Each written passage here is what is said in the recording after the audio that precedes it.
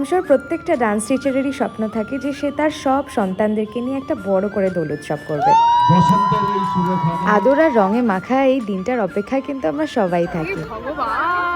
But আমি এর চেয়েও বেশি এক্সাইটেড আর অপেক্ষায় থাকি আমার এই কুচো কাচাদের পারফরমেন্স দেখার জন্য, যারা প্রাণ ভরে এই দিনটা এনজয় করে। আর আমি এনজয় করি ওদের পাগলামি আর হুল্লোড় দেখতে। নিজে হাতে গড়ে তোলা এই বাচ্চাদের পারফর্ম করতে দেখার যে আনন্দটা না, আলাদাই।